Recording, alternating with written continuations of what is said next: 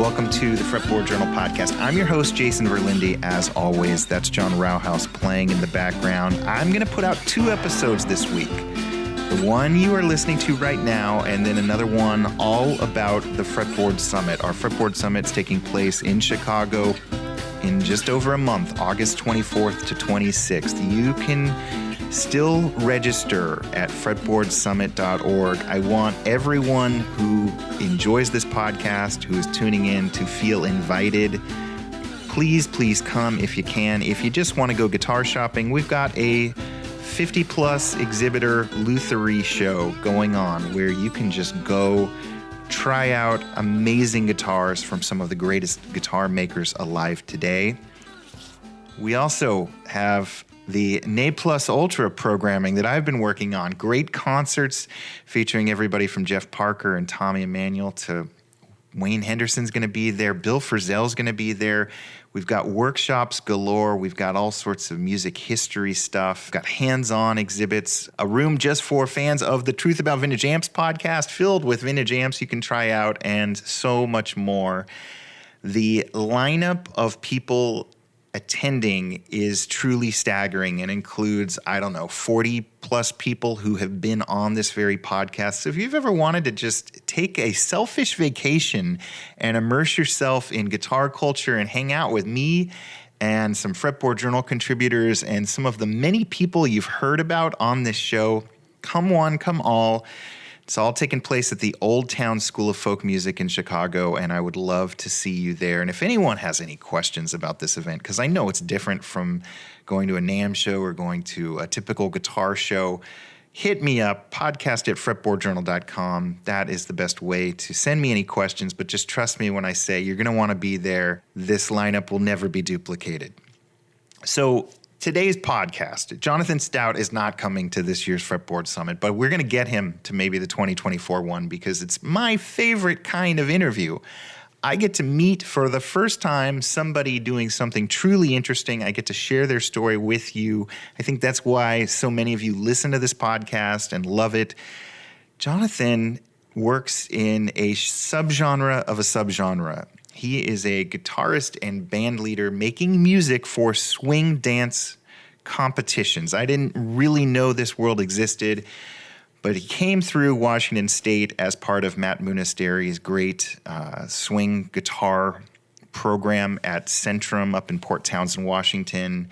He blew me away not only with his guitar knowledge, but also just his love for jazz history.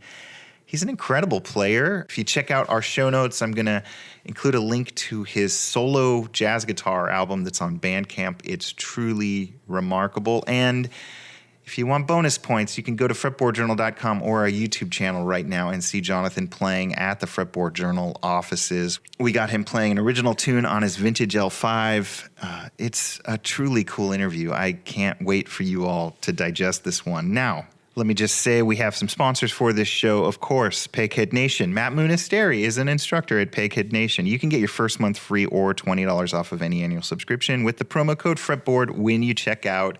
Let them know the Fretboard Journal sent you. I love these guys. I know you will too. One of the great music instruction platforms around. You can still get 10% off of your Isotope by using the discount code FRET10. Stringjoy Strings is still offering you all 10% off your first order at stringjoy.com with the promo code FRETBOARD. And then last but not least, Seattle's own Mike and Mike's Guitar Bar is sponsoring the podcast once again. So Jonathan Stout plays a couple of vintage Gibson L5s. I wanted to see what Mike and Mike's had in the archtop category, and they have so much right now. They've got a 1939 Super 400. They've got a 1953 Epiphone Zephyr Emperor Regent. They've got a 36 Recording King M5, on and on. A 50s Bacon Belmont Gretsch-made archtop with DeArmond Dynasonics on it. I've never even seen one of those, and so many other great things. So go to mmguitarbar.com. Tell them the Fretboard Journal sent you. Also follow them on Instagram, of course. And if you're ever in Seattle, go visit their showroom. It's amazing. It's over in our Fremont neighborhood. Those are my big updates. Again, thank you all for listening. If you love this show and really want to be my best friend, share it on Facebook, share it on Instagram. It goes a long way towards helping this podcast grow. I think you are all going to love this interview with Jonathan Stout. I think you're all going to want him back on the show. We can make that happen. And like I said, please sign up for our Fretboard Summit taking place August 24th to 26th in Chicago. If you want to meet some of the many characters you've met on the Fretboard Journal podcast, it is your best place. Here is my conversation with Jonathan Stout. Jonathan, thanks for joining us. My sincere pleasure, man. Thanks so much for having me. So we hung out, a week ago, 2 weeks ago? I can't even remember. And you did a couple songs here for our video cameras, which we'll be sharing. But from the minute you started talking and you brought out your L5, I was like, oh my gosh, we got to get you on the podcast because you have guitar story after guitar story. You've led a fascinating life, and here we are.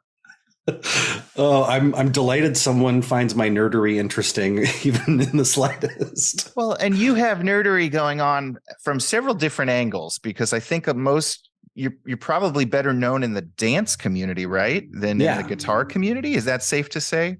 Yeah. I mean, for the last 21 years, it's been sort of my business to make swing dance music for swing dancers. And I didn't realize at the time that I wasn't merely like trying to recreate a lost art, but actually that it was this entirely postmodern thing of like, oh, modern swing dancers are actually pretty good, and there's a lot of them, and they like to dance with each other, not just like show off. So like the dance tempos that they like are an entirely modern creation, and like their expectations have been set by people DJing original era tracks for the last 40, almost 50 years now. And so like if you listen to an old radio broadcast of a swing band, from the Savoy Ballroom, even the birthplace of Lindy Hop, like the main swing dance, the tempo selection is actually surprisingly unfriendly to like a modern dancer, because we're all pretty good and we can like change partners every song. So there's sort of like, you want a nice set of medium tempo tunes and then some upper tempo tunes, and there's sort of a range. And it's almost like I think there's a lot of parallels to house music, believe it or not. Sure. Where like basically DJs started hyper curating this one particular genre, and then people start making music to fit that genre. And so I'm basically thought I was recreating swing music that was being underserved. And it turns out like, oh, actually this is a whole nother thing. And, and these little constraints, like everything was based on a 78 RPM record back then. So like all of our dance attention spans are like 3.5 minutes because of that. And you can complain that that's like inhuman in one level, but it's also just what it is, So what came first, the dance side or the music guitar side? Well, I started playing guitar like in elementary school, okay. And like I'm a 90s kid. I'm a elder millennial with Gen X pretension. But like I started playing, I think in 91 or 92, and that was like right before grunge hit. So it was like classic rock stuff, Hendrix, and then Metallica. And I'll always credit like Kirk Hammett for making me want to actually like play proficiently. Because like I have friends that started like a year or two after me. And for some of them, like once grunge hit, they were like cool with a couple power chords and calling it a day. And I wanted to like solo. But yeah, I was like all that grunge stuff, Nirvana. I mean, for a while, my first band was like practically a Nirvana cover band. And then we went goth industrial for a time, and there was a lot of U2 and The Cure and stuff mixed in there. And, but the thing, which is why I recognized the Ministry t-shirt on the sound guy at the Century Ballroom a week and a half ago. I was like, oh yeah, Psalm 69. I remember getting that from Columbia House back in the day. Not a lot of swing dance band leaders are going to reference Ministry. So hopefully that'll be an Easter egg for some folks. But, I started swing dancing in high school. I went to this magnet school where, the point is to like move people all around Los Angeles and sort of like, fight the fact that the city was not particularly integrated. And so they created these schemes to bus kids around so that they could actually integrate things. And that was a really lucky thing for me. But our Spanish teacher, because we had this cadre of kids in our high school that were all nerdy and kind of removed from their neighborhood in a way, because they were being bussed away. And so we had she had to kind of create a sense of community, and the school was really good about that. So she started doing tango lessons the year before, because that was like a thing adjunctly related to, say, Spanish. And then she got bored of it. So the next year she's like, oh, let's take swing lessons. And this was like really on the cusp of that whole revival thing happening. And so we just started taking swing dance lessons. I'm sitting there in like, Doc Martens and like a black band t-shirt and like taking swing dance lessons. And for whatever reason, it just like really struck me. Like it was my playing with the mashed potatoes moment, like in Close Encounters, like this means something. Like, I don't know. And then music also just really struck me, and it got me into jazz in a very general sense. And that's, so I go buy Kind of Blue, you go buy Blue Train, you go buy Giant Steps. And I fell in love with like people like Grant Green and Kenny Burrell, kind of later Blue Note, hard bop guitar players. And throughout the rest of high school, I just like, oh, that's what I'll be a jazz guitar player. And I ended up going to USC, the University of Southern California, which has a very good jazz school. And the thing about it is I was just going to go get a history degree and then go to law school, which happened. All of that happened. I'm also a lawyer, which is sort of funny. But although I'm a musician at this point, I was just going to get a history degree, and I go to the orientation. They're like, oh yeah, we have a studio jazz guitar program. And I remember seeing Carl Verheyen's columns in Guitar for the Practicing Musician about like recreating the Hendrix Star Spangled Banner for Dusk Till Dawn, and like, because it's cheaper to like re-record it than to pay the the licensing to the Woodstock movie. And I thought that was like the coolest job ever. And then I was into jazz guitar. I thought, oh, that'll be a real cool, fun thing to do as a double major.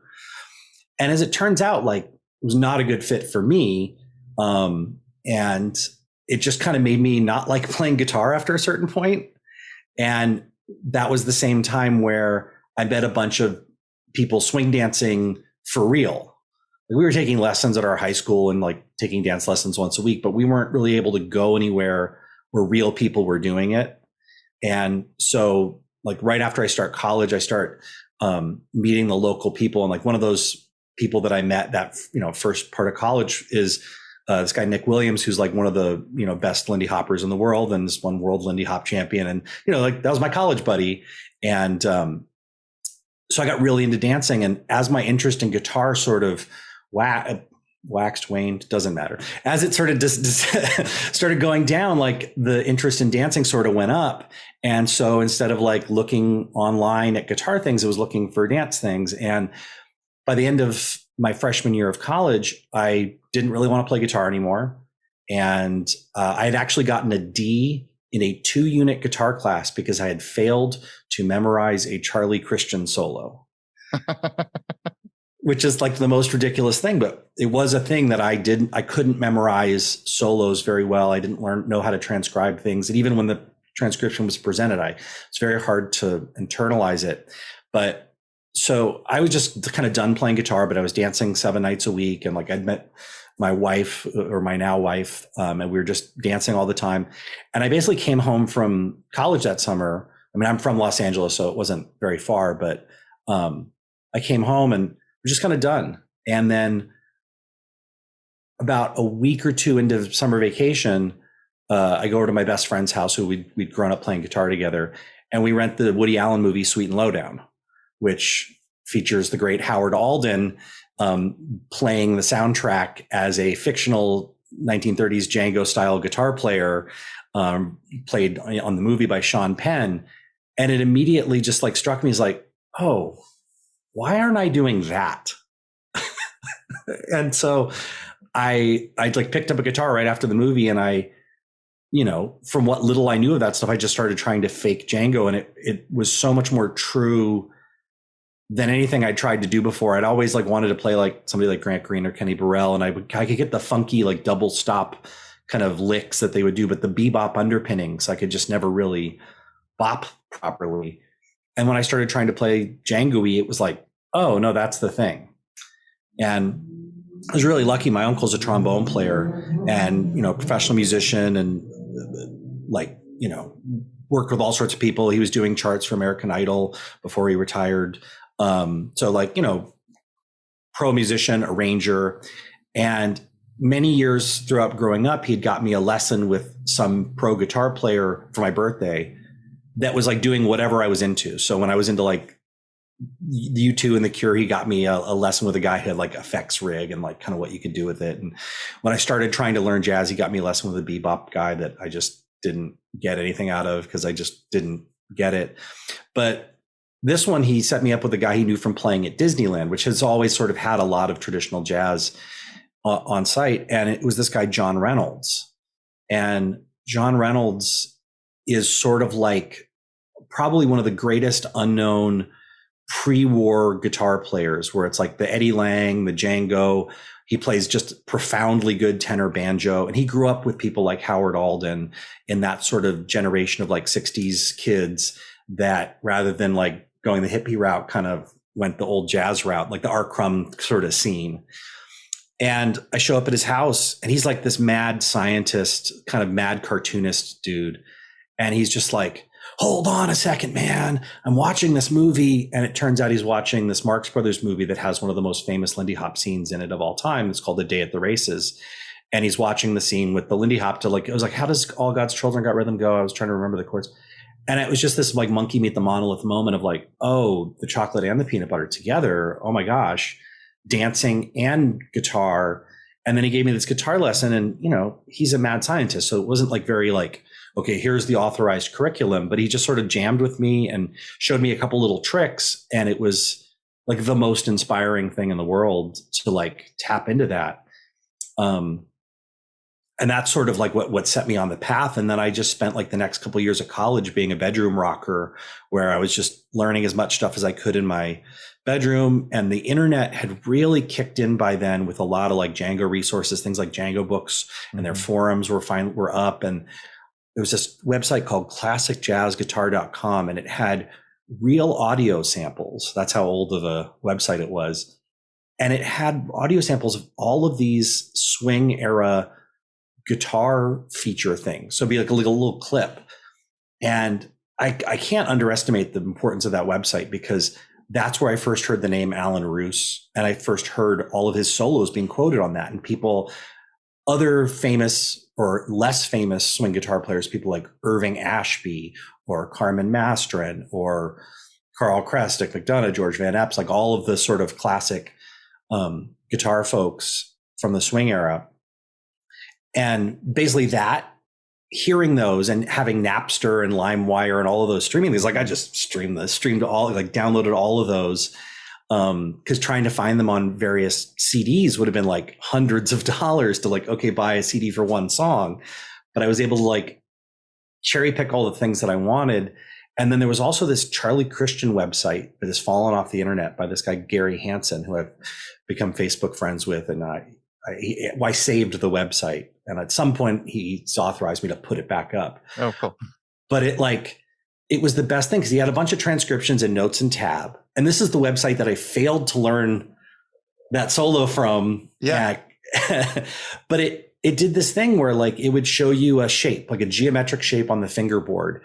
And then it would show you the way Charlie would sort of take that chord shape and just hang a couple extra notes on it, like a little scale, and it'd be overlaid over the chord shape. And then you show you like 3 or 4 times that he played a lick in from that position. And you go, oh, there's like a whole little basic system here. And like, 25 years later, that's exactly how I approach single note playing. It's how I visualize the chord melody playing, because Reuss is doing almost the same thing. This guy, Allan Reuss, who I really love. But yeah, it was like all of this kind of journey of like swing dancing led me to jazz. Jazz kind of bottomed out, but then swing dancing somehow pulled me back into playing jazz guitar and in this style. And then I just sort of like had to research on my own. And that was sort of a crazy thing, but it wasn't until I started playing with people that like really the rubber met the road. And the really lucky thing is a guy that I knew from swing dancing, this drummer named Josh Colazzo. He's like, in 1998 and 99, he was like winning top contests. But like later he'd go on to be the drummer for Edward Sharpe. And he's also been our drummer in all of our bands for the last 21 years. But he started a band first, and that guy, John Reynolds, couldn't make the first gig. And he called me to sub, or not John Reynolds, but Josh called me to sub for him. And in 6 months, I kind of subbed on and off. And it was the most amazing thing, because like in 6 months, I got better faster than I had in 2 years by myself. And then basically like watching that band kind of worked. My singer and business partner, Hillary Alexander, she's also a swing dancer, and she makes her main living by basically throwing a swing dance convention every year. And it's like one of the biggest swing dance events in the world. And like, 1,500 people from all over the world fly in every year to come to this thing. And at this point we headline it, and it's fun. But she's like, hey, like Josh threw together a band that worked. Do you want to, why don't we try and do a band? And I had previously kind of jammed with some musicians, some like dancers who also played music on and off. But, that demarcation of like being able to kind of like play a solo or goof around on a guitar and then how to play changes is a real dividing line. And I struggle still to like explain to people and get people over that hump. But the dancers I was playing with, like, maybe didn't necessarily know that, or like I could do all the soloing, but in tennis, they say play up, right? You would play with people better than you because that's how you get better. And in playing in Josh's band, he basically it was him and then a bunch of like pros that he knew from other bands. And then me occasionally, and I just got so much better. I said, oh, well, let's just hire pros. So we hired Josh, and then, and I'll go on record saying Josh Colazzo is like literally the world's greatest living swing drummer. And you're like, oh, the guy from Edward Sharpe and the Magnetic Zeros? Yeah. Like the guy who knows the most about Gene Krupa and Buddy Rich and Chick Webb and Sonny Greer and Joe Jones and all of these people, like, is the guy that happens to also play in Edward Sharpe. And but it was, so he's just been the best, and he's been the best for a million years now. But it was so inspiring to like see these other musicians and hear like real pros.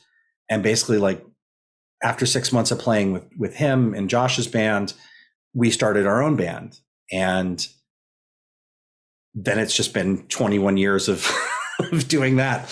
And at some point I can stop talking so you can ask a question. I have so many questions. Yeah, so please. Before Josh, when you were doing these competitions, and were you competitive? Did you ever win? Yeah. I mean, the year that we started the band, and we had our first gig at our second technically gig was at our singers event, Camp Hollywood.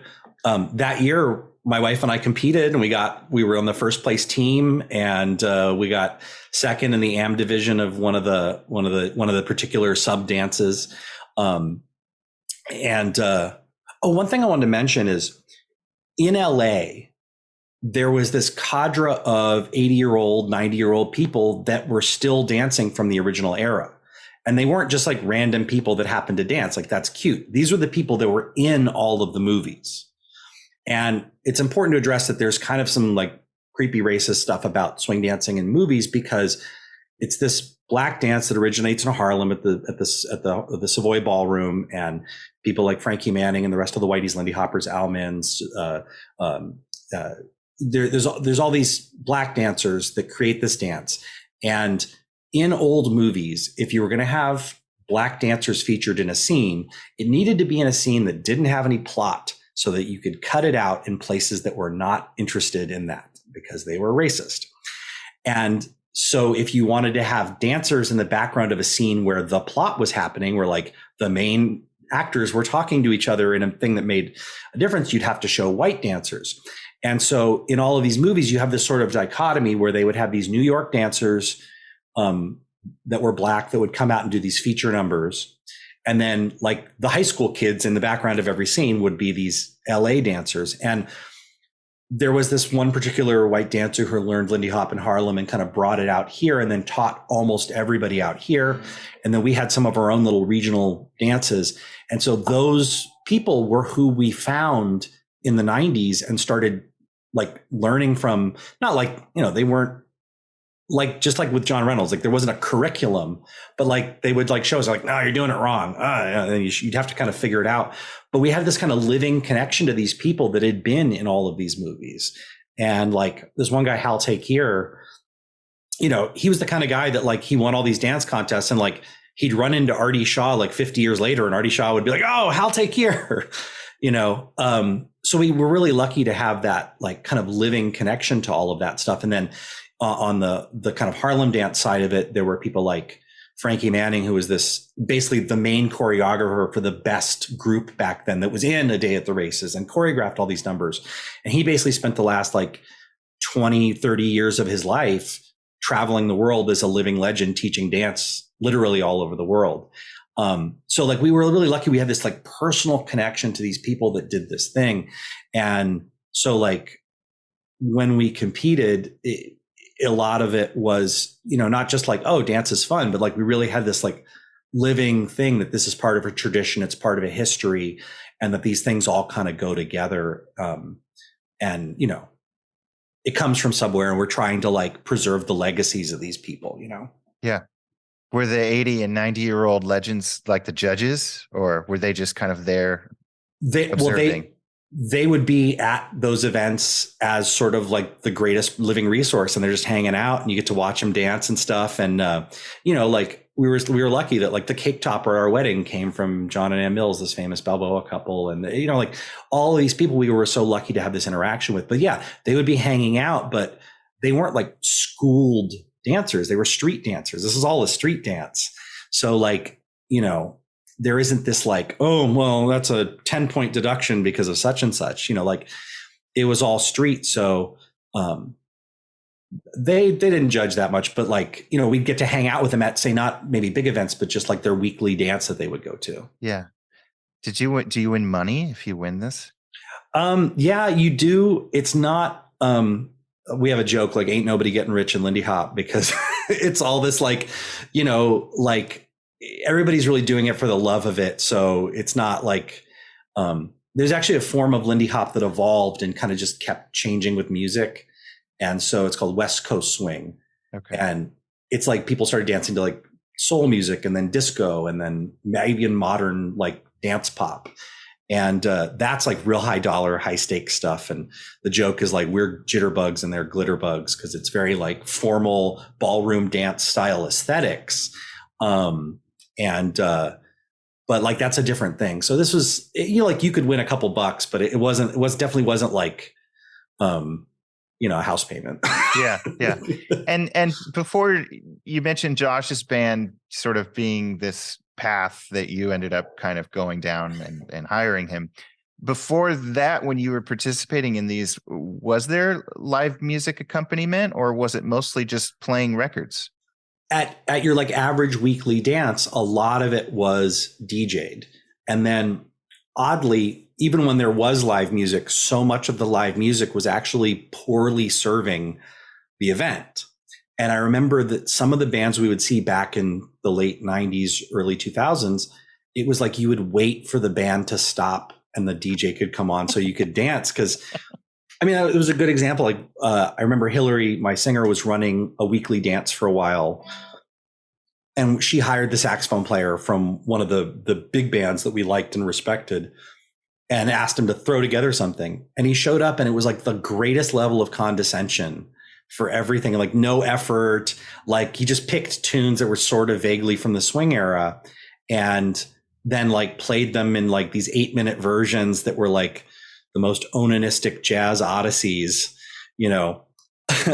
But one thing this is something I think you'll find interesting. When people come from like a pop rock background, like most guitar players nowadays, when you think of a song, you probably don't think of like the song as a composition. You think of like that recording. Like if I think of Purple Haze, I don't think of like the construction of the chords to that song. I think of Jimi Hendrix playing it. And like very famous versions. And, you know, like there's a whole art to cover songs and stuff and reinterpreting. But like we think of like you go to see the band, they do the song like it's on the record. And in jazz, after the swing era, you really lose this idea of like a particular version of a song. You just think of like, oh, we're going to play Bye Bye Blackbird or whatever tune. And just because you pick a song that happens to date from the swing era doesn't mean that it's swing when you play it, because people are going to add new harmonies and they're going to play kind of bebop licks over it. And rhythmically, there's a huge thing about the rhythm is just not the same kind of post bebop. And so like, like you can call the song Airmail Special, which is a, Charlie Christian, Lionel Hampton kind of composition. But it doesn't mean that it's going to swing, and it doesn't mean that it's going to be swingy. And so like, it was so funny because we would wait for the bands to be done, because they would play tunes that would be swing tunes, but they would play them like it was Miles Davis 1962 or something. And you're like, yeah, that's great. You're just playing unhip bebop. Like, good for you. Yeah. You mentioned the Woody Allen film, and that's a great one. I gotta ask, like, where in the timeline does Swingers the movie come into this? Were you already well versed in this scene when that hit? No, I mean, and that came out sort of right in that big revival time, and I hadn't even I was still in high school when that happened. So that happened. The Gap ad, it was a big thing, and like Brian Setzer having a big hit with things, and Royal Crown of You and all those guys. And no, I wasn't in the greater scene yet. I was just taking these dance lessons. And the person that was giving us these dance lessons, the reason I mentioned like being a millennial with these Gen X tendencies is she had this total like alternative rock attitude about it, which was, we're not doing that cookie cutter, like cartoon shit. We're going to do the real thing where like, you're not gonna just put on a clown costume in that style. And like, no, this is the real stuff, because she was in this group of people that had started to rediscover this dance, and not from like a ballroom dance studio, but like watching old movies and seeing all these Harlem dancers, all of these LA dancers, and actually like going, oh, that's that. And then she was in among the people that found like, oh, those LA dancers, they're over here. They go to this Bobby McGee's restaurant every other Sunday, and you can go dance with them. And so in that very like alternative rock way of like, we're not listening to hair metal anymore. Now we're punk rock and we're going to do this right. I had that same sort of attitude about it. So like all of that swing dance revival stuff I'd liked at that time, but she was telling us like, no, this is lame. This is good. And when I finally tapped into that scene, I was like, yes, this is lame. This is terrible. And it's like, dude, I loved Royal Crown of You, and I worked with so many of the people in that band. But it was also that thing of like all of that kind of like cheesy swing dance revival stuff was like, oh no. And like, I still can't listen to Louis Prima. I mean, bless his heart, he rules. He's so good. And, but like that, all of that sort of corny stuff, or like later, especially later stuff. Cause like, it's really weird. Like if you're like into like, I don't know, metal, and whatever subgenre of metal you're into, it's cute when your friends are like, you like metal, you're going to love this. And you're like, oh no, that's not the thing. Like, no. Aerosmith is not, I mean, that's good, but that's not the metal that I'm into. You're like, but come on, it's got loud guitars. Like, no, this is a specific thing. So people would play us like 50s Count Basie. They'd be like, no, 30s and 40s Count Basie. Oh, here's some Frank Sinatra, like Fly Me to the Moon. That's 1958. Stop it. Like the crooner thing, the Great American Songbook thing. And it wasn't out of like, I mean, part of it was that just ridiculous attitude of that alternative rock energy of like, no, man, screw you. We're punk rock. You don't know. You're not punk. Part of it was that, but part of it was also like, there's this thing that happens in American popular music where the rhythm shifts from the beginning of the 20th century to the middle of the 20th century. And when like the 20th century starts, like you have the beginnings of jazz, you have like folk musics, you have old time martial music, marching music, Sousa, stuff like that. And it's all this like 1 and 3 music. Whoomp, whoomp, whoomp, whoomp. Like when people make fun of the audience of A Prairie Home Companion for clapping on 1 and 3, like on the one hand, funny joke. On the other hand, they're actually not as wrong as you think they are. Because like that music is actually 1 and 3 music. And then old jazz, like New Orleans jazz, Chicago jazz, 20s jazz, it's got this emphasis on 1 and 3. And swing is when it evens out and it starts being, instead of whoomp, whoomp, it goes boom, dum, dum, dum, dum, dum, dum, dum, dum. And it's got this 1930s house music vibe. where it's all four on the floor, and the rhythm guitar does that. But the thing that happens sort of in the mid 40s when bebop comes in is they drop that thump and they start to kind of anchor on the 2 and 4, like the chick of a hi-hat. So, and it's funny, like the kind of modern concept of backbeat based music, like all of rock and roll and soul and everything that kind of comes after that, there's kind of an anchoring to that 2 and 4 that stops being about the 4 on the floor, and it sort of leans back in a way. And so you'll hear like a modern re-recording, even if it's like a note for note, like they literally got the old chart from an Artie Shaw chart and they re-record it with sort of modern jazz musicians. It's got less energy because the way they naturally phrase is sort of behind the beat and anchoring to that 2 and 4 instead of having that 1 and 3. And if I hadn't been a dancer, I wouldn't have felt that. Yeah. You know, and I know that there's like a lot of attitudes about like playing dance music. It's like, oh no, we're going to play art music, or like, you know, why should I have to play for dancers? But I'm like, if you're in a funk band and you can't rock a party, like you're doing it wrong. Sure. Like then you're just a bad fusion band, I guess. Yeah. Or something. Yeah. You're giving us a masterclass here. And at some point you become a drummer too, right? Well, yeah, I kind of always played drums, like in like my high school band, rock band. I mean, I would just like go jump on the drums while everyone else was still eating pizza for lunch. But watching Josh, and then sort of there weren't very many subs that you could call that did the thing.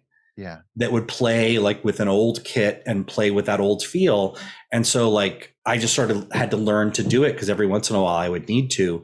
And then especially when Edward Sharpe got big for as many years as it did, it was like, oh, so you're going to be gone for 6 months. I guess if I want to work, I'm going to have to play drums instead.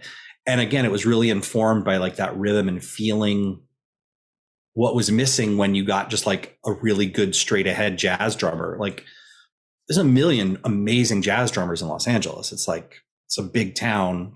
Yeah. But they show up with, I mean, you know, it's like we're guitar players. You know, you see a guy at a country gig and he shows up with like a BC Rich, you're going to be like, huh, interesting.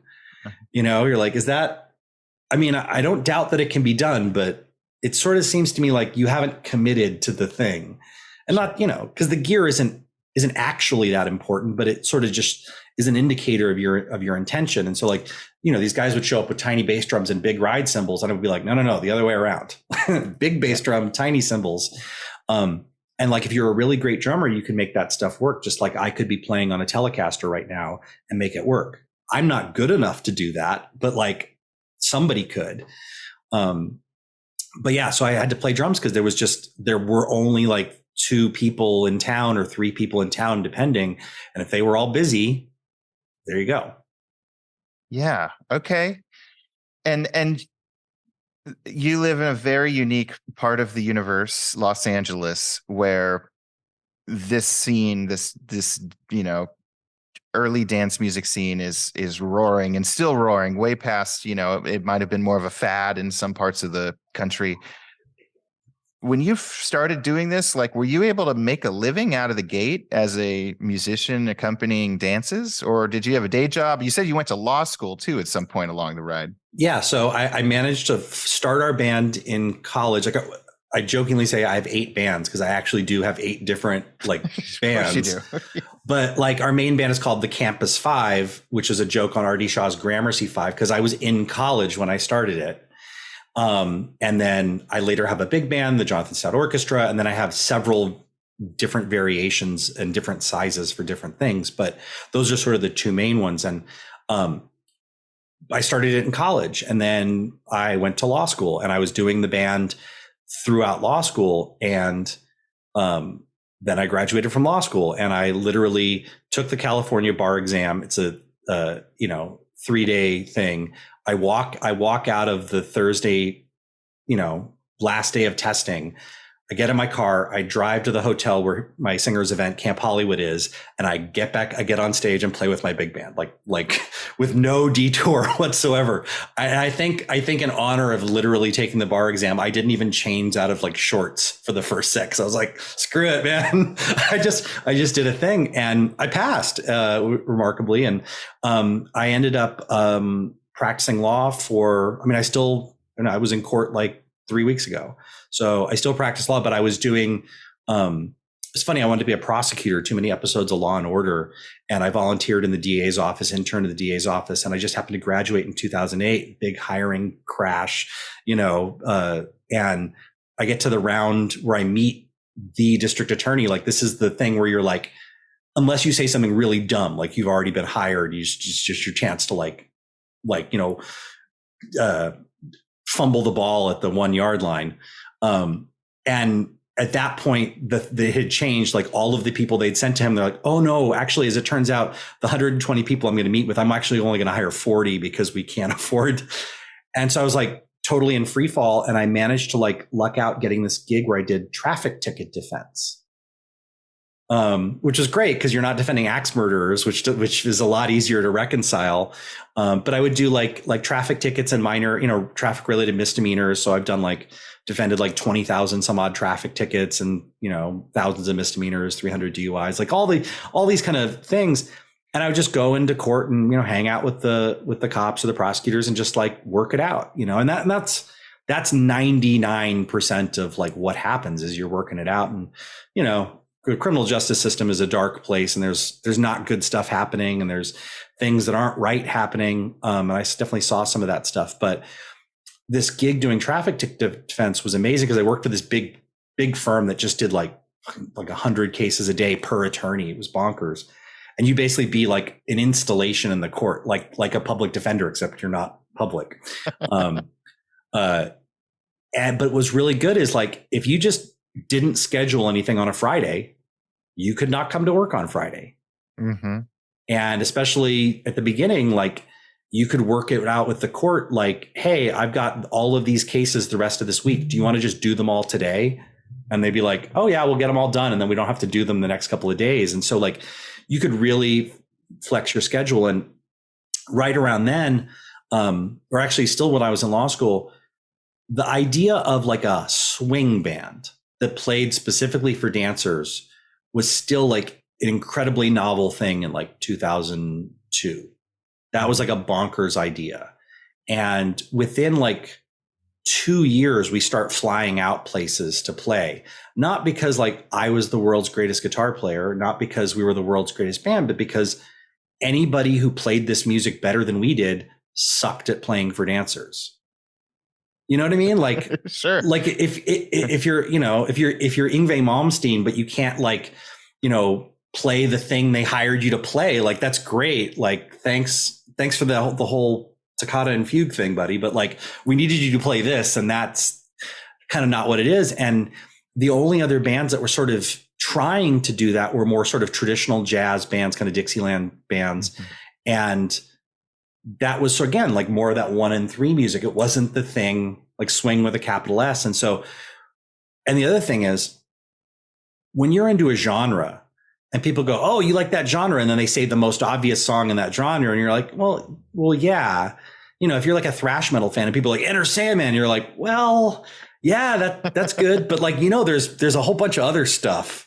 Have you heard Battery or Damage Inc? That's or whatever. Yeah. And so any swing dancer knows what it's like. If you've been dancing long enough to do a gig for pay, you know what it's like to have some random regional big band. They hire you to play and dance one song, and then they start playing Sing, Sing, Sing, which is a relatively fast song. Dun, dun, dun, dun, dun.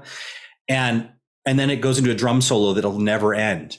And you're just hung out to dry of keep doing all of your biggest tricks over and over and over again. And you're like, no, I've got 3 minutes of material at best.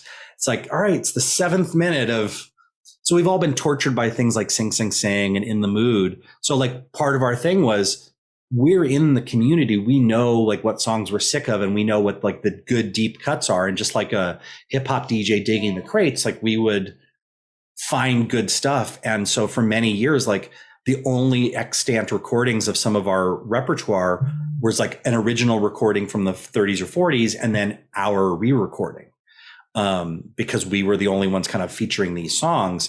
And this is, again, sort of not quite at the streaming era, but people could download, and you could get on Amazon, just buy CDs willy-nilly.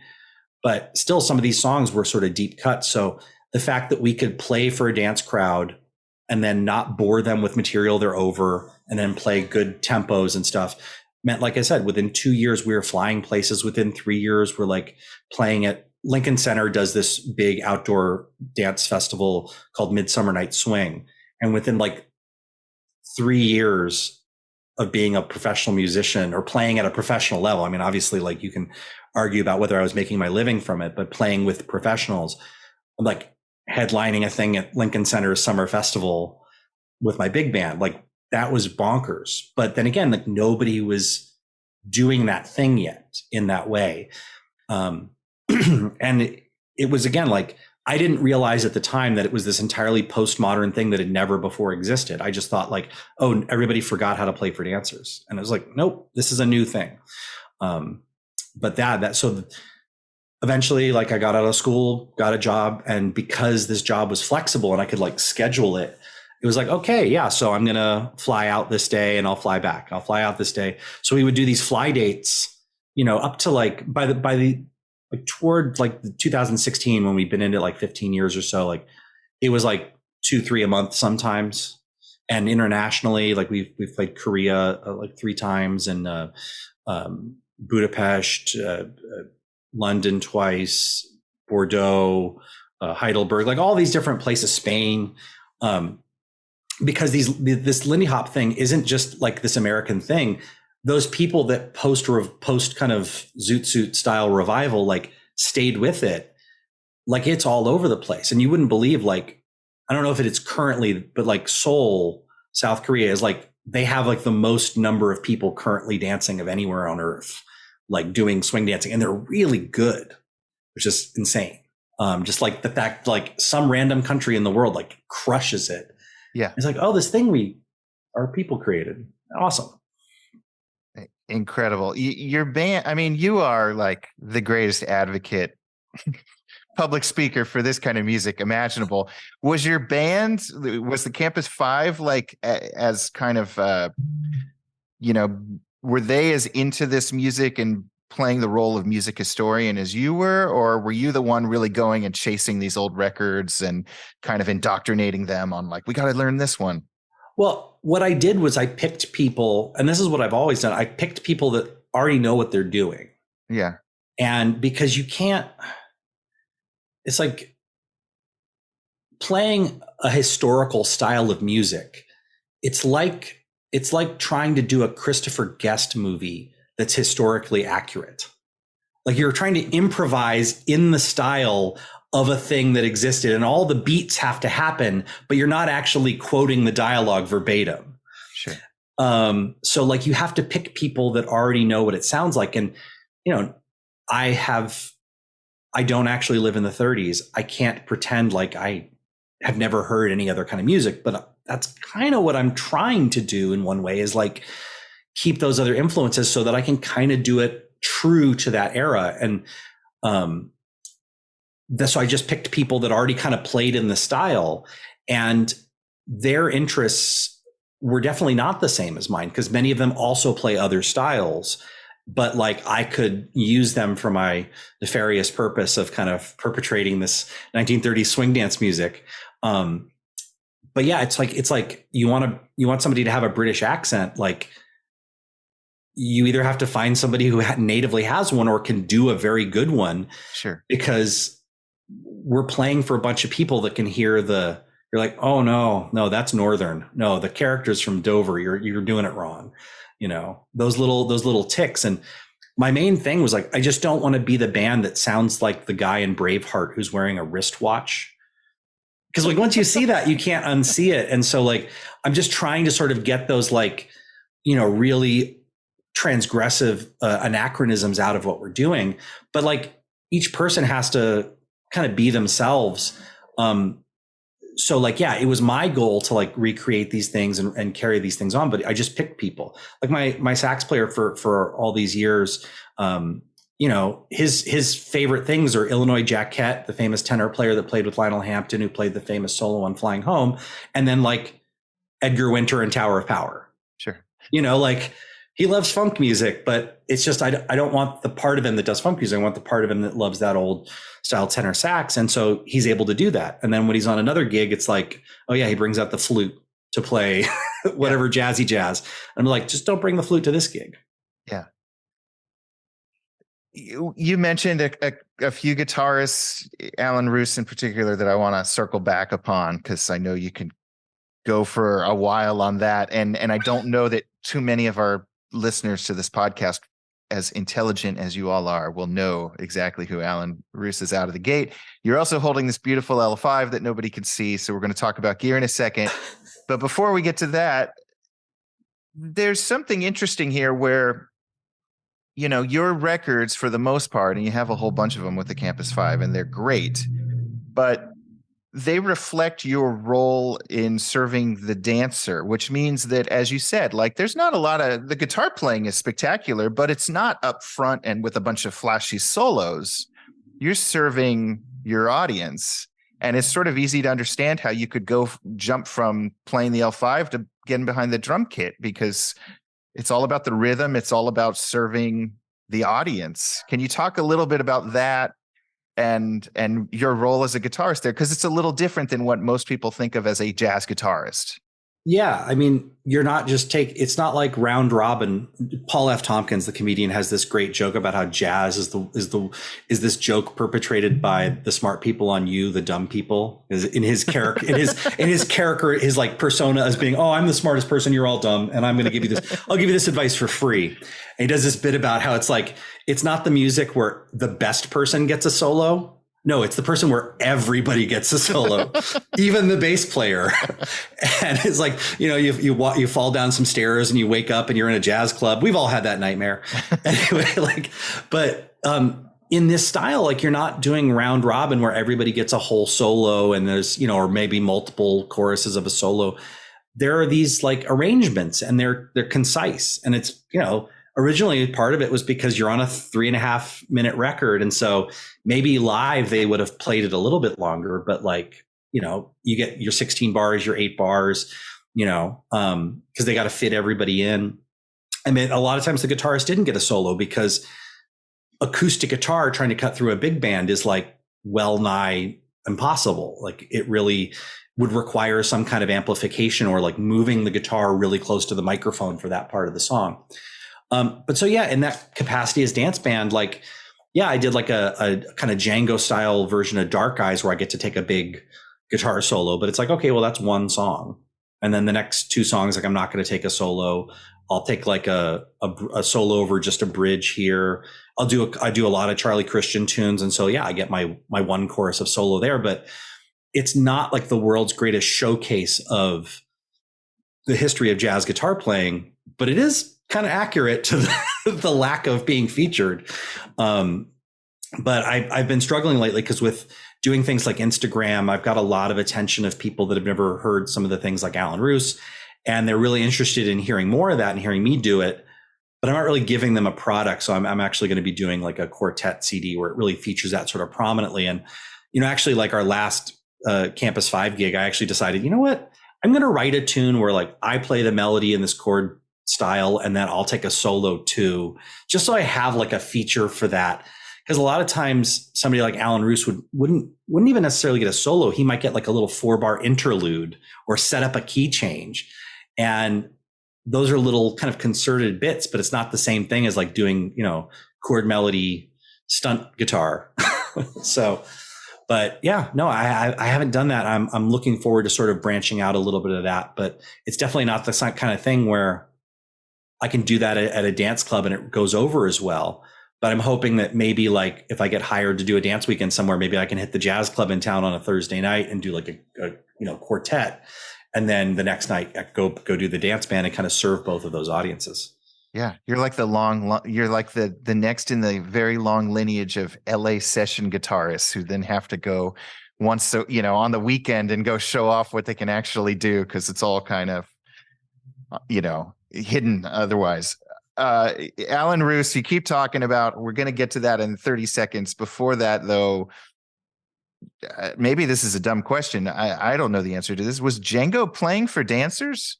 I mean, everyone was playing for dancers. I mean, that's the thing I think people don't realize is like everyone was playing at these social events for people to meet and congregate and often dance.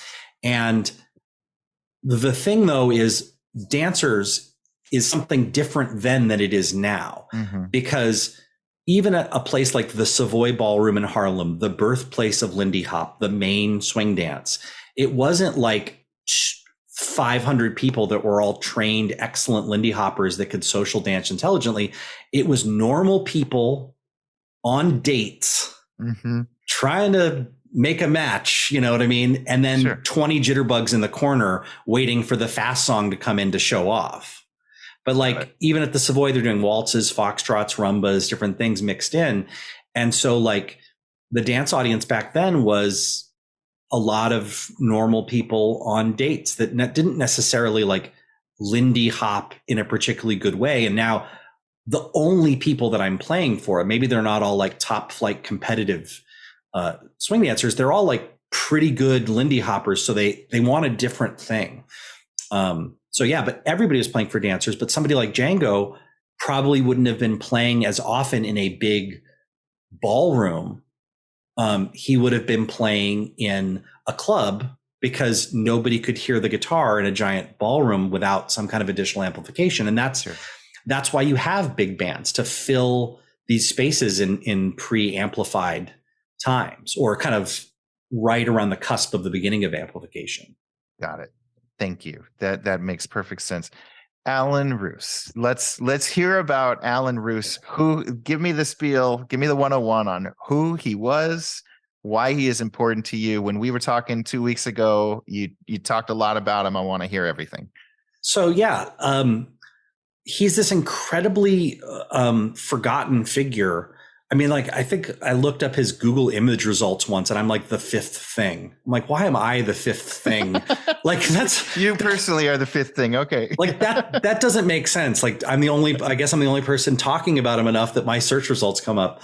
But no, Allan Reuss was a student of the great George Van Epps. And in 1934, Van Epps was playing guitar in the Goodman band, the Benny Goodman band, before they became famous. And the story goes basically that they were playing in New York and they were playing on this radio show, and it was being broadcast in prime time on the East Coast, but because of the time zones, it was basically be playing at like, 11 o'clock or midnight on the West Coast.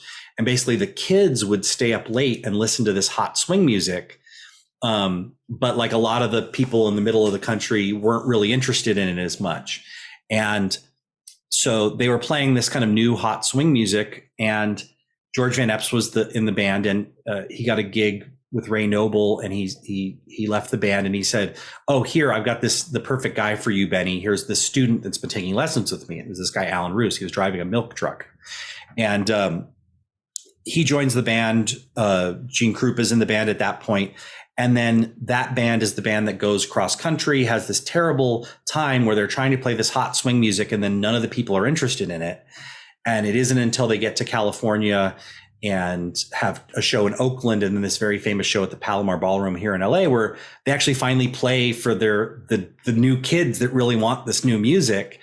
And that's sort of the birth of the swing era, according to most historians, even though obviously like black bands had been playing swing music for a year or two. But there's like one concert. It's like the riot at Stravinsky's Rite of Spring, where everybody's like, this is the watershed moment. Yeah, it's the Beatles on Ed Sullivan of the swing era. And basically like that's the thing that kicks it off in the public white consciousness.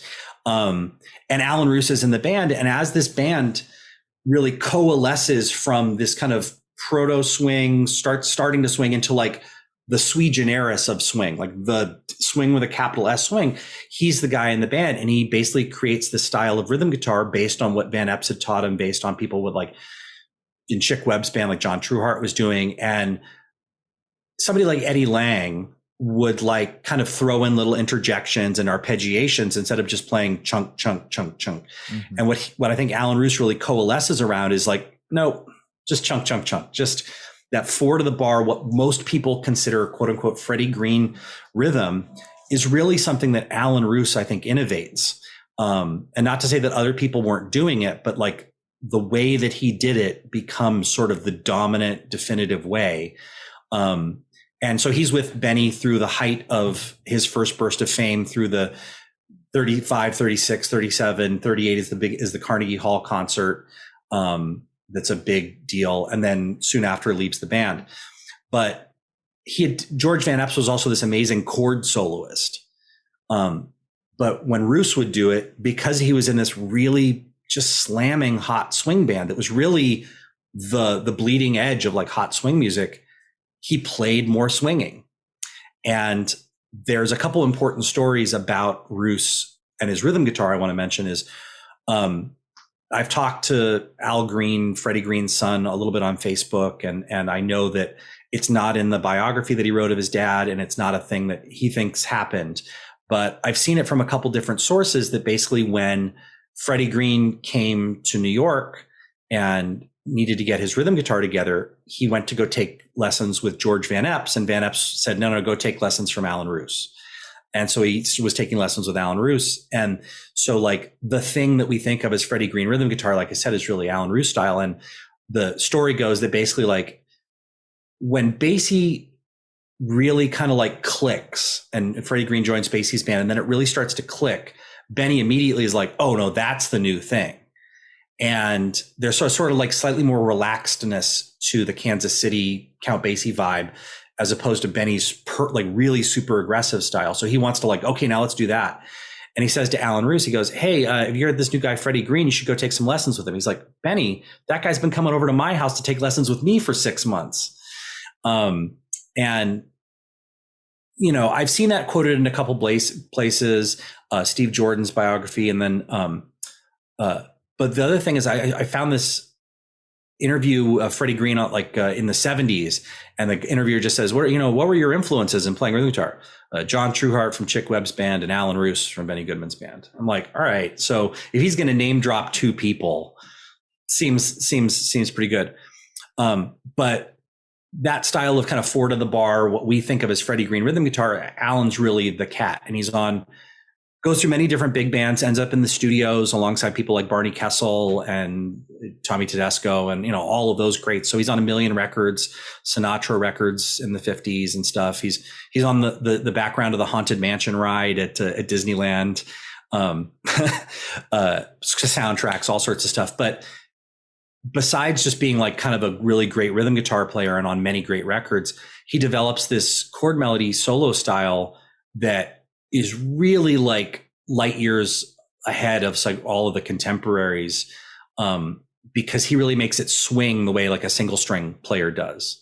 And because of that old website, classicjazzguitar.com, that no longer exists, I found all of these little samples of those, just like excerpts where I heard these solos. And I spent 20 years marveling at them and trying to assemble a way of doing it, but I could never transcribe. And then sort of during the pandemic, it really, really came together, because the transcriptions that are out there, they're just not quite right. And I was extrapolating and then getting things wrong because I was extrapolating for something that wasn't quite right.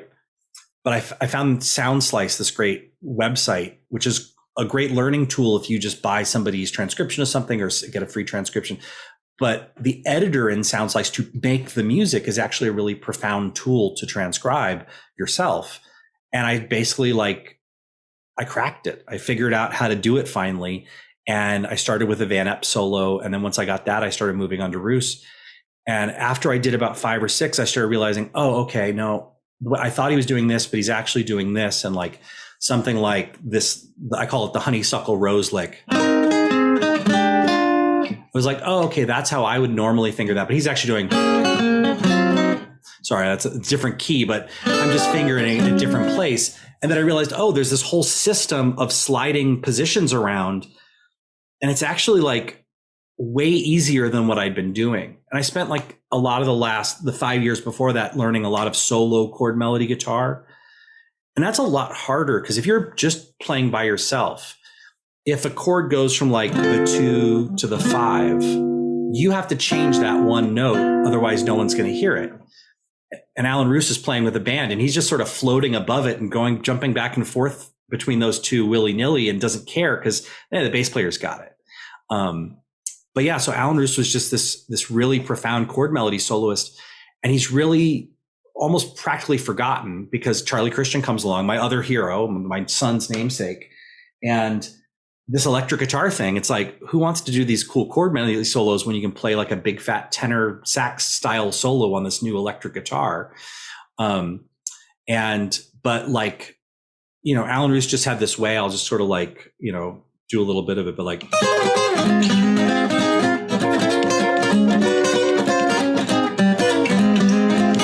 that kind of sliding I call it swashbuckling, where he's just like, and that's all chords. And you're like, oh, well, that's,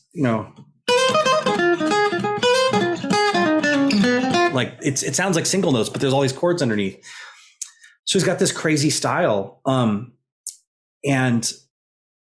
it's really hard to feature because he was doing it mostly on acoustic guitar.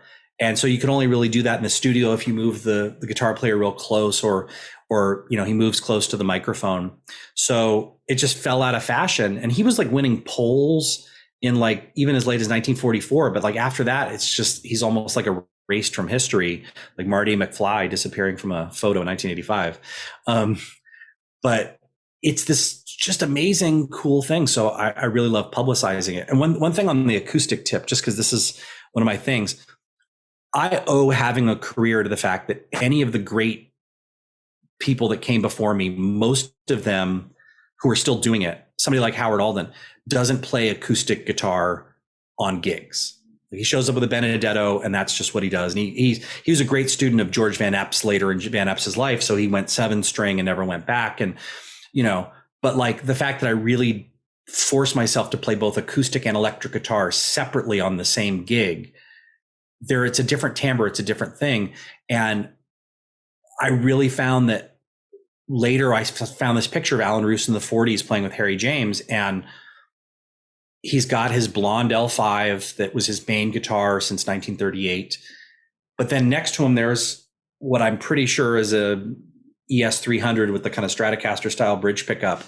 And that if he had to take a solo live, like he would stop playing acoustic rhythm, put it down, pick up the other guitar. And I found the same thing with a picture of Barney Kessel and Artie Shaw's band in 1945, where sure, he was excited about the electric guitar, but he wasn't going to play rhythm on an electric guitar because the timbre is just not right. And the time feel is just totally wrong when sort of the artificial sustain of tube amp compression kind of makes the notes ring too long. It doesn't work. So I really like loved playing the rhythm, the acoustics and the electric separately, but even Allan Reuss, like on air checks, even before Charlie Christian kind of makes his great public debut in 1939, he's probably playing an ES-150 with Jack Teagarden's band to take a solo live. But then in the studio, most of it was still acoustic because they wanted his rhythm playing. And if they were going to give him a solo, they didn't want to compromise the rhythm playing. Incredible. Thank you. Thank you for telling me. There are a couple of Allan Reuss tracks on your Pick It and Play It CD, which features your guitar playing really nicely.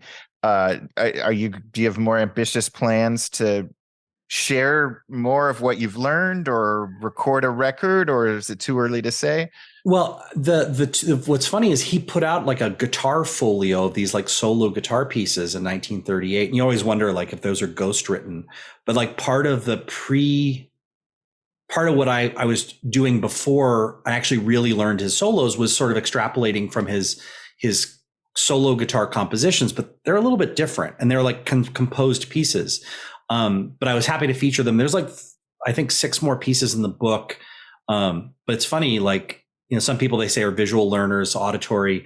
Me looking at a piece of sheet music, even though I can read it, is like, impossible to like really get it. Like I almost have to put it in MIDI and then have it play back at me to hear it. But I'm not sure when I'll get around to doing the rest of those pieces, but I definitely know I want to do, because that Pick It and Play It CD is literally solo guitar. Yeah. And when you're just by yourself, that means you can't stop.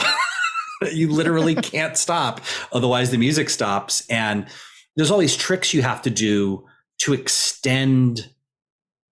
And even somebody like Allan Reuss, when he's chord soloing over a band, there's all these things you do where you're like, all right, I got 4 bars of one chord. How the hell am I going to like string together 4 bars of ideas? Because if I just play like D7 at the 10th fret and go, okay, well, after a couple bars, you're like, okay, what now? And so he would have all these tricks like kind of sliding, holding one finger barring, and then keeping the top note the same as he moved it down, just to kind of like extend the time horizon on all of those chords.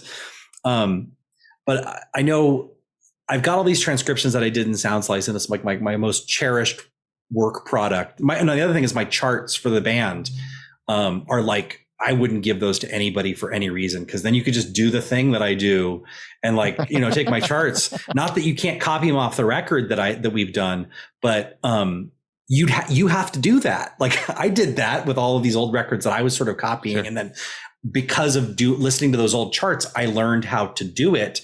And then at a certain point, the futility of merely recreating old arrangements off records kind of dawned on me when we went to Bordeaux, and I had transcribed this really deep cut song called Black Market Stuff. And then that was the title track of that band's album.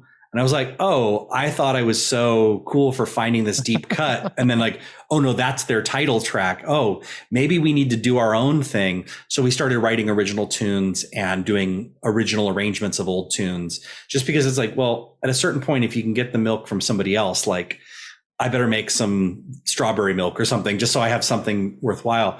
But as far as like a CD and the kind of the Allan Reuss stuff, I'm excited to sort of teach more with that stuff and use those as examples. At some point, I'm sure I'll just start like putting up on Soundslice for sale or whatever. But I want to do like a quartet CD where I can really feature that style of guitar playing, kind of the way that he was featured on some of the recordings. But yeah, it's wild stuff, and it is real hard to transcribe at first, but then once you get it, you're like, oh, okay, he's doing one of those again. And just to be clear, to save a dozen or so people from doing a Google search right now, the stuff you've been doing on Soundslice is not available. It's not public facing. This is just on your private machine. Yeah. And I do have some stuff on Soundslice that I have made public. Like there's a John Trueheart chord melody example. There's an Irving Ashby solo, which is really cool. Like a Charlie Christian thing, a couple of bits of my playing. And then I did a course for the DC Music School that Dennis Chang does. He's often in the jazz manouche world, but he's also done these courses via Soundslice. You have to go to his website, dc-music.com, but Soundslice is the architecture for it. Yeah. But he had Pat Martino do it. He had Angelo DeBar, all these famous jazz manouche players, but also some more modern ones. Jocelyn Gould did one. And basically the thing is, it's not lessons necessarily, but it's here, I'm going to have this famous jazz person blow over changes, and I'm going to transcribe it meticulously. And there you go. Now you don't have to like actually transcribe it. It's there for you, but you got to do it. Sure. And then there'll be some talking, but it's a really cool thing. And I'm excited to like explore doing private lessons with it, using the examples I played as sort of the teaching examples. Sure. Now you did just teach at Matt Monastery's Red Hot Strings workshop here in Washington State. What was actually the class called, or what did you teach? I did a rhythm guitar class, and I did a chord melody class. And I've struggled for years with trying to teach people the chord melody thing, because I'm thinking of it in a certain advanced way of thinking about these shapes, and it's just all become second nature. But it was a real breakthrough this year, because I got like a class of 20 people of varying ability levels, all sort of playing chord melody stuff. And it was amazing. And being asked to teach at that camp was like such an honor. Matt's one of those players that I just go like, oh man, that's the real thing. He's like the, just amazing. And so when he asked me to do it, I was like, oh, me? Okay. It was really cool. We got like 20 campers, and it was really about breaking it down. Like, okay, you got a chord. All right. So put 3 fingers down on a chord, like a C, like the C on the top 4 strings of a guitar, like, at the 10th and 8th frets, like 10, 9, 8, 8. Now like just use your pinky and hit all of the white notes of the piano, a C scale that you can hit easily. Okay, and then you can also get the E here, so try sliding into those.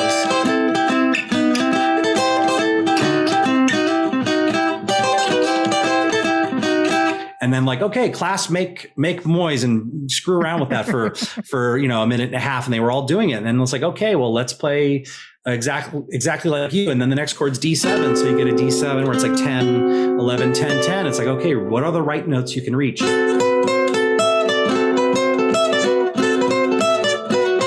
And like having mess around with that and going, oh, anytime there's a note 2 frets apart, you can always play the chromatic in between. So, and when you do that, you can always slide the chord up and get some cool contrary motion. Then they're all doing that for like a minute, and okay, the next chord. And they were all actually doing it, and it was really cool. That camp, by the way, just amazing. Yeah. Well, tell me a little bit about. No one can see this, of course, but the L5 that you're holding, and there's a couple cool guitars in the background that I want to hear about. Yeah, the funniest joke is when people are like, you're L5, and I was like, which one? Huh?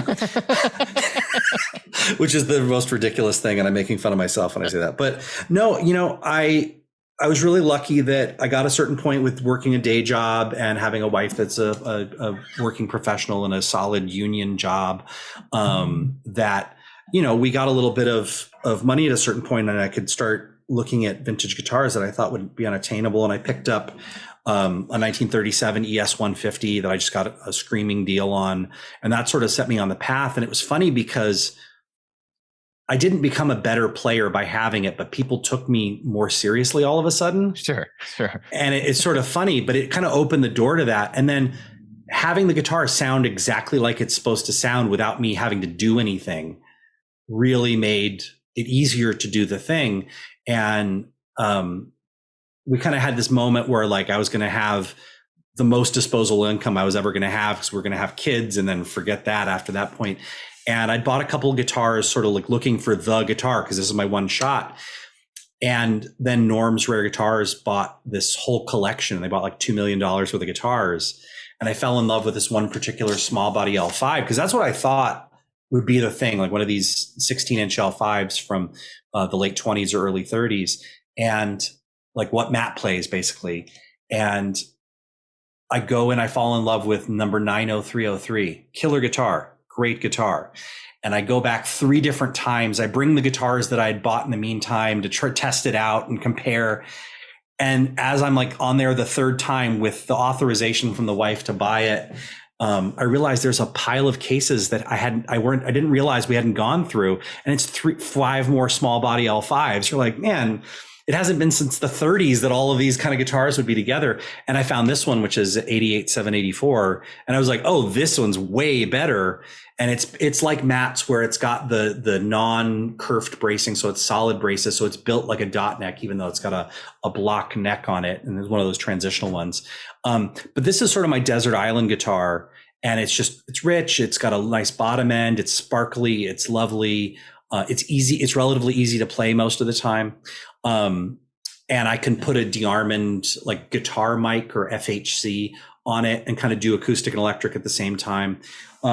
But I was struggling because I would be playing in my dance band, what I do. And it just didn't kind of punch to the back of the room. And I was we were playing in Denver, and I stopped by Old Town Pick and Parlor, and my buddy Kit, who owns the shop, we always kind of have a guitar hang when I'm in town. And I know he's helped part of that whole Rocky Mountain Archtop Guitar Festival they're doing, which I would kill to fly myself to at some point. But he had this big body late 40s L5 that just like was carried across the room. And I was like, oh, that's the thing I actually need in a dance band. That's what Gibson evolved the L5 into, to do that job. So after kind of like months and months of cyber stalking this one guitar at Eric Schoenberg's shop, and by the way, the podcast that you did with him was just fascinating. And I loved every bit of that and hearing that guy talk.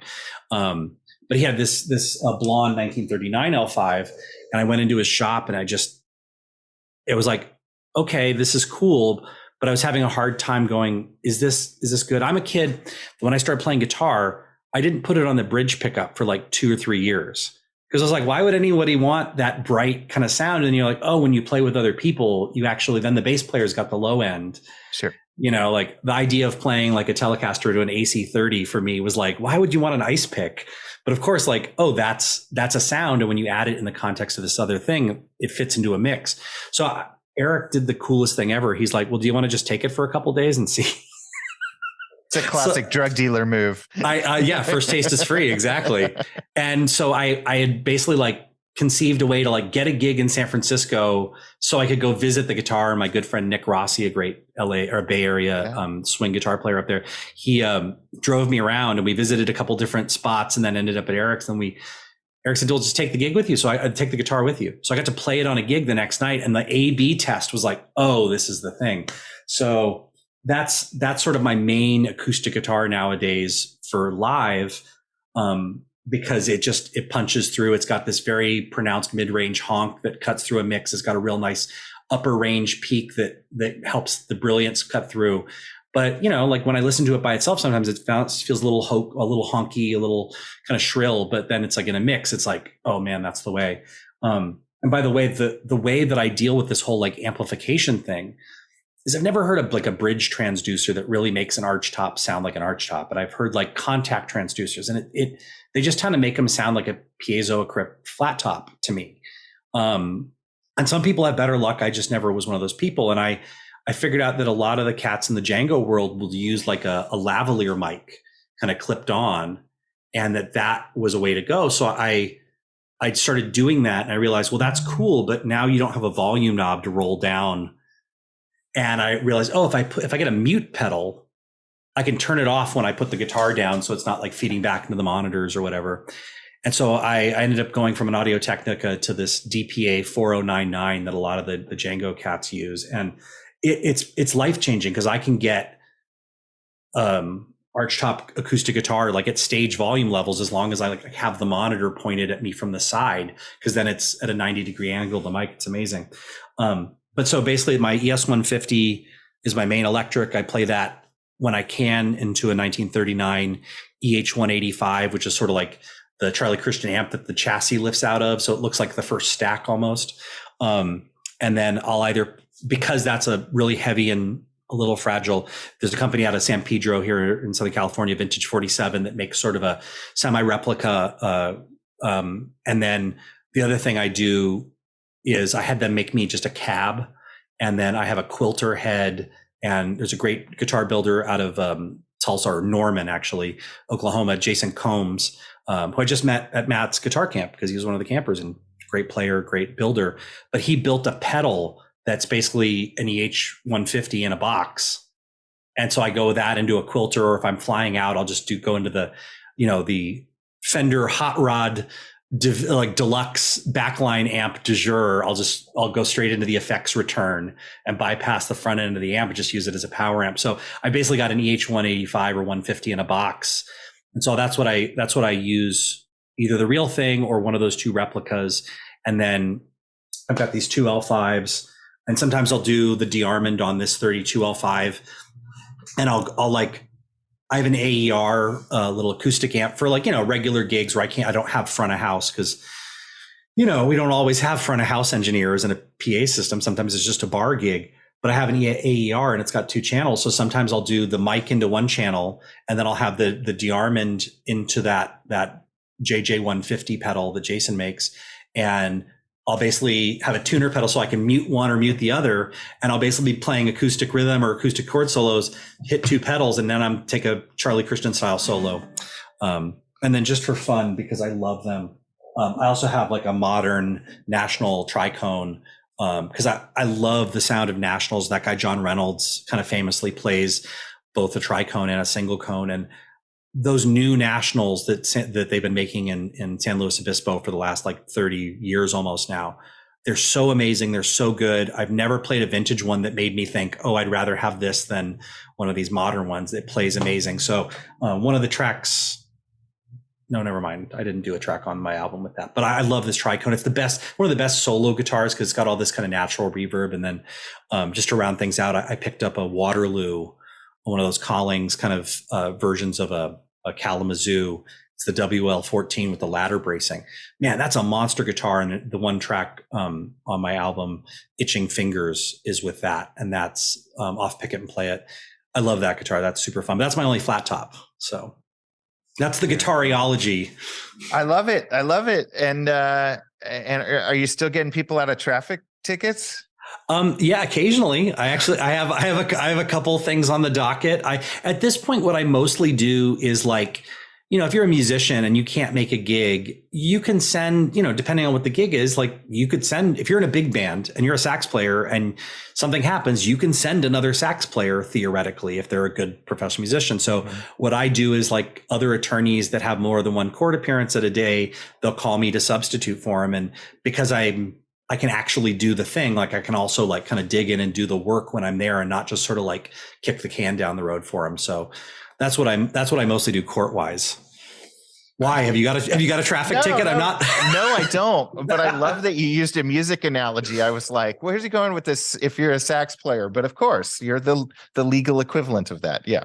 Yeah. Like you can send us, and that's the thing. Like, you can send a sub if the person knows what they're doing. And depending on what it is, like, a lot of times in a lot of these cases, you're just meeting to talk with somebody, ask for more information, and then come back another day after you've done some more research or whatever. And it's like, yeah, you don't really necessarily need the attorney of record to show up. You could have somebody do it, or, but like I'm somebody that can get in there and negotiate and actually kind of get some stuff done if they want.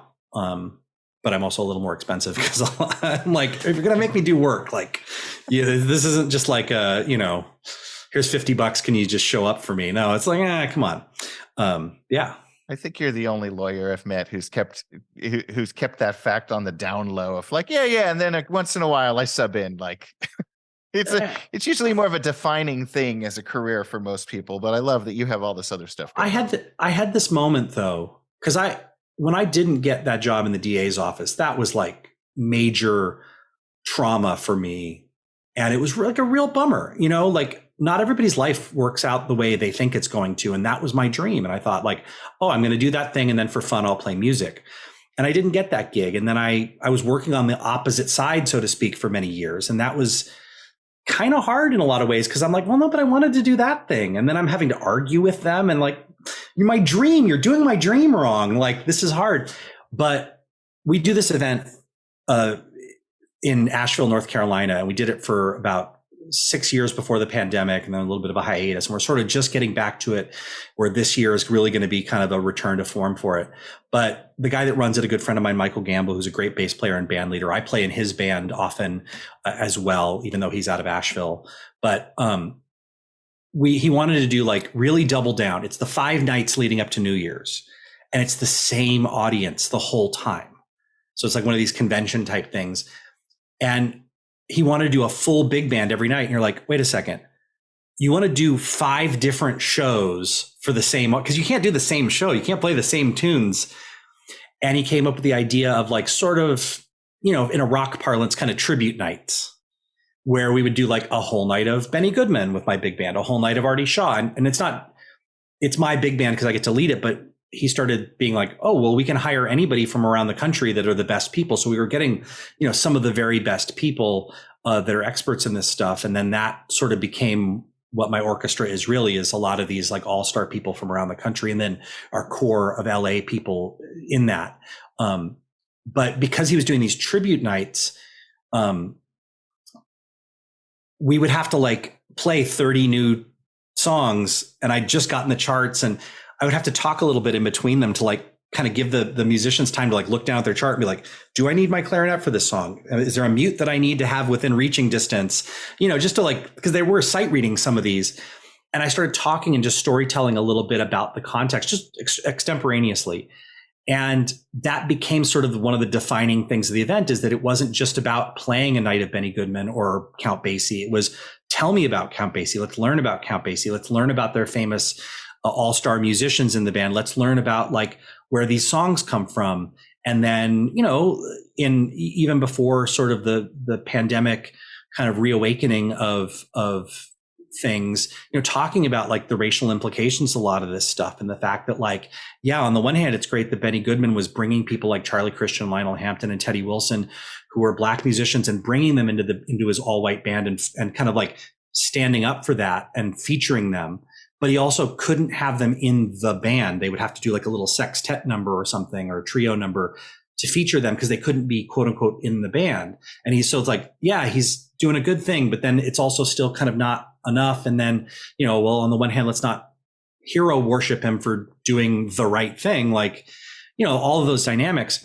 And after about 4 years of that, it really kind of coalesced into something. And like, we were doing the music of Chick Webb, and Michael had this great idea to crowdfund these transcriptions, because these charts don't exist. They're not out there. And we crowdfunded them, and then he made them available for sale, which is amazing. We crowdfunded them, and we did a night of the music of Chick Webb and Ella Fitzgerald that like probably hadn't been heard in 80 years, played by live musicians. And like one of the songs like is the song that when we brought my son home from the hospital when he was born, like we listened to that song. It's called Clap Hands, Here Comes Charlie. And like, so not just the context of these artists, but like our scenes. I tell the story about that. That becomes the defining thing of that event, is the music, but also these stories and this education of it. And I realized like, oh, I'm better at this than anyone I know, because no one's doing this. And I'm not the best attorney I know. And I'd rather be the thing that I'm special at more than a thing I'm pretty good at, So that really had this moment of like, no, I think this is the thing I'm on this earth to do, is highlight people like Allan Reuss, tell the story of somebody like Charlie Christian, tell the story of all these great artists that I love, and the dancers too, like all of these great dancers that inspired me and kind of keep their legacies going. There's a lot of people that can be a good attorney, but they can't play an Allan Reuss style solo. Wow. Great way to end it. Jonathan, thank you. If open invite, come to the Fretboard Summit. If not this year, next year, teach us some of this stuff, because you're a fountain of knowledge, and I know a bunch of people are going to want to hear more. Oh, I literally have the Fretboard Summit on my calendar, just going like, maybe if as long as I don't get a gig that weekend, maybe I got some frequent flyer miles. So I would love to take you up on that at some point. All right. Thank you, Jonathan.